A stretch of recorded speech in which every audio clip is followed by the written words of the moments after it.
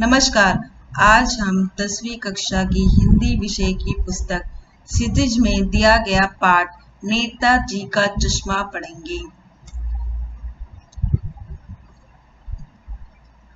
इस पाठ के लेखक है स्वयं प्रकाश जी, जिनका जन्म हुआ था 1947 में मध्य प्रदेश इंदौर में। वर्तमान में स्वयं प्रकाश जी भोपाल में वसुधा पत्रिका का संपादन कार्य कर रहे हैं। कहानी के क्षेत्र में स्वयं प्रकाश जी का नाम मुख्य रूप से लिया जाता है। मध्य वर्ग के जीवन का कुशलता पूर्वक चित्रण स्वयं प्रकाश जी ने अपनी कहानियों में बखूबी रूप से किया है। आज हम स्वयं प्रकाश जी की कहानी नेताजी का चश्मा पढ़ेंगे। इस कहानी को पढ़ने से पहले कहानी में आए कठिन शब्दों का अर्थ जान लें।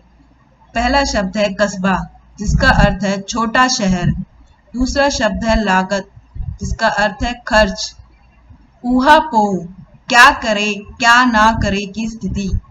सराहनीय, प्रशंसा के योग्य। लक्षित करना, देखना। कौतुक, आश्चर्य। दुर्दमनीय, जिसको दबाना मुश्किल हो। गिराक, ग्राहक। किधर, किधर। नेताजी कहानी में नेताजी शब्द सुभाष चंद्र बोस जी के लिए आया है, जिनका नाम लेते ही आजाद हिंद फौज जैसी घटनाएं याद आ जाती है। नेताजी जी की जब हम बात करते हैं तो उनकी छवि हमारे आंखों के सामने आ जाती है, जिनमें वह सर पर टोपी पहने और आंखों में चश्मा लगाए हुए होते हैं। आज ये जो हम कहानी पढ़ने जा रहे हैं, ये इसी नेताजी के चश्मे के बारे में है, जिसके माध्यम से लेखक जो है देशभक्ति क्या होती है इसके बारे में इस कहानी के माध्यम से आप तक पहुंचाना चाहते हैं। कहानी के पात्र मुख्य रूप से 3 हैं। हालदार साहब, जो कि एक ऑफिस में सरकारी ऑफिस में कार्य करने वाले अफसर हैं। इनका स्वभाव जिज्ञासु है। ये इनमें देशभक्ति की भावना है। ये देशभक्त का सम्मान करते हैं। इसके साथ ही हालदार साहब कहीं ना कहीं संवेदनशील भी हैं। दूसरा पात्र है पान वाला। पान वाला पान बेचने का काम करता है। इसका स्वभाव मजाकिया है एवं हंसमुख प्रवृत्ति का है।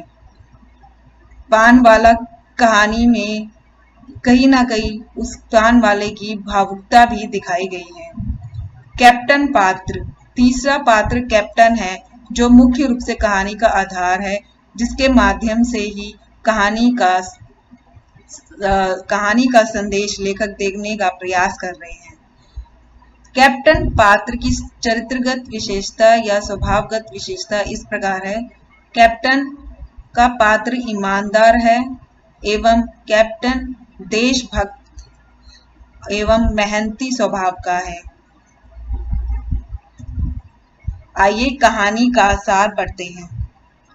हालदार साहब को हर 15वें दिन कंपनी के काम से एक छोटे से कस्बे से गुजरना पड़ता था। उस कस्बे में एक लड़कों का स्कूल, एक लड़कियों का स्कूल, एक सीमेंट का कारखाना, 2 ओपन सिनेमा घर तथा एक नगर पालिका थी। नगर पालिका थी तो कुछ न कुछ करती रहती थी।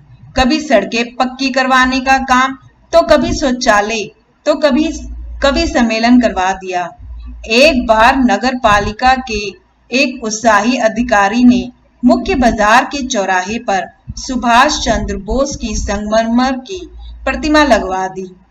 चूंकि बजट ज्यादा नहीं था, इसलिए मूर्ति बनाने का काम कस्बे के इकलौते हाई स्कूल के शिक्षकों को सौंपा गया। मूर्ति सुंदर बनी थी, बस एक चीज की कमी थी। नेताजी की आंख पर चश्मा नहीं था। एक सचमुच के चश्मे का चौड़ा काला फ्रेम मूर्ति को पहना दिया गया।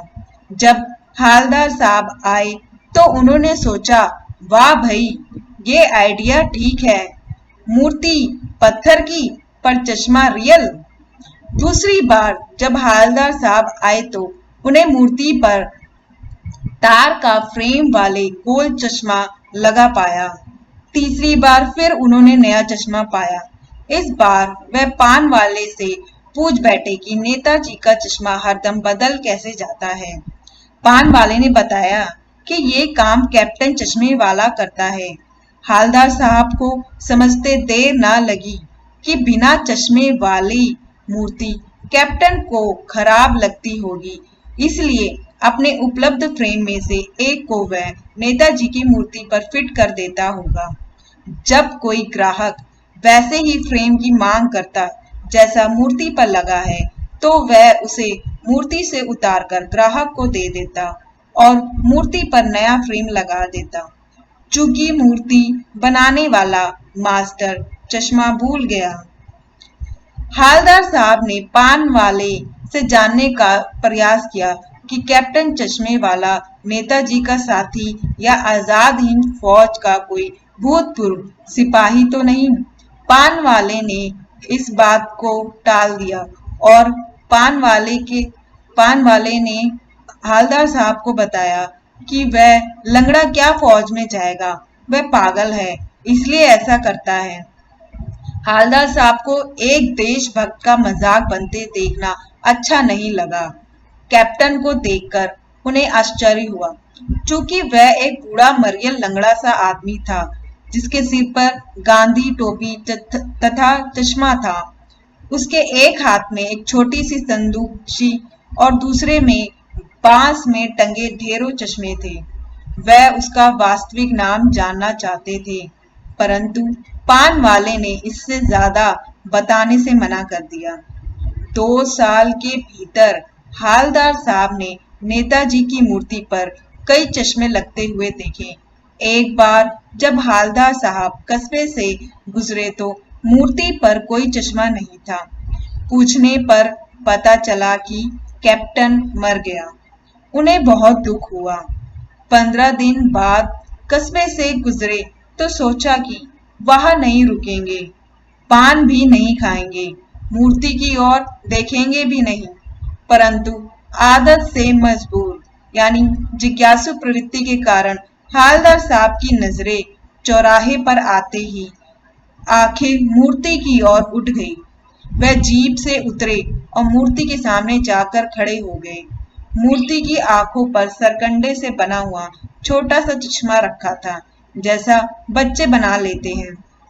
यह देखकर हालदार साहब की आंखें नम हो गई और उन्हें कहीं ना कहीं इस बात का विश्वास हुआ कि आज भी देशभक्ति जो है आने वाली पीढ़ी के हृदय में किसी न किसी रूप में विद्यमान है। इस कहानी के माध्यम से जो मुख्य बिंदु उभर कर सामने आए वो इस प्रकार है। नेताजी का चश्मा कहानी में लेखक ने कैप्टन के माध्यम से देश के करोड़ों नागरिकों के योगदान को रेखांकित किया है। इसके साथ ही देशभक्ति सिर्फ देश के लिए मर जाना ही नहीं होता, बल्कि देश की समृद्धि व विकास के लिए अपने कर्तव्यों का ईमानदारी से पालन करना भी होता है। एक देशभक्त वृद्ध व्यक्ति से लेकर कोई बच्चा भी हो सकता है। देश की समृद्धि व विकास के लिए किया गया छोटे से छोटा प्रयास भी देशभक्ति है। इस कहानी में लेखक ने कैप्टन पात्र के माध्यम से हमें देशभक्ति का सच्चा संदेश देने का प्रयास किया है। ये कहानी यहीं पे खत्म होती है। धन्यवाद।